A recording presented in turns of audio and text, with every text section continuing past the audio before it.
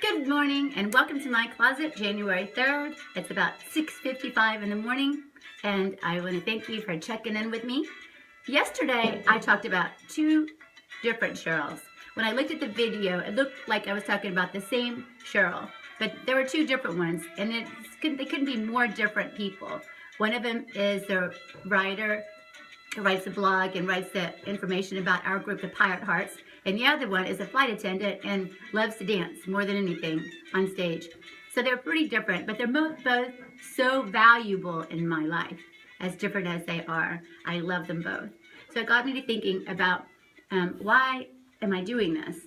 One of the reasons why I'm thinking why I'm doing this is my daughter called me last night and she said her friends are asking her, do we need the money? Is Tammy doing this for money? And Katie's like, no, that is just her thing. She knows that if she gives back or she does her thing, that her life will work out. A lot of us don't even know what our thing is, and that is a problem. If we're just running around in circles, not knowing our strengths or knowing how we are valuable to the world, then we kind of lose our joy. We go through the motions, we may even be, may eat right, exercise, go to church, but if you don't know your true purpose in life and how valuable you are, you miss out. You miss out, and not only do you miss out, I miss out, the world miss out, because you are valuable and you're worthy. We just have to get there. It's training, like weight training, and that's what science is proving now. And how are we going to start this process of getting there? Well, first of all, I'm going to talk about a spark in my life that happened, and his name was Joseph Cavanaugh. They say it gets a spark to get a fire going, and that's what we all need, is a spark. And you are a spark if you do your thing. Just got to do your thing. And this man wrote this book, The Language of Blessing. And when he talked to me about it, and he talked to me about the gifts and the strengths and everything that we are here to offer, he didn't really put it all about me. He just said it was actually my duty to help people. If I could do and be the best I can possibly be, then the world is like a butterfly effect. So if I can do my positivity and help people, then everything will get better. And your world will work out if you can do this. And so in the book, he talks about, there's a page in here, talks about how we are all born leaders. We are all born leaders in our specific field. And it's like people who do not that page. But it talks about how if you don't know your true gifts or your strengths, then how can you help other people do theirs?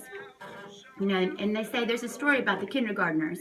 And the first day of kindergarten, one day teacher asks and say, who's the strongest kid here? Everybody raises their hand. And they go, I am. And then at the last day of kindergarten, the teacher goes, who's the strongest guy in here? And they go, that guy. He's the strongest one over there. You understand your differences. People are going to tell you what you're not.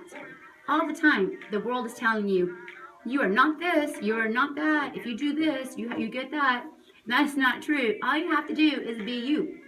You may not be the strongest kindergartner in the room, but there is something that you're strong at, and that is where we need to focus on that strength, and we need to figure out how to do it.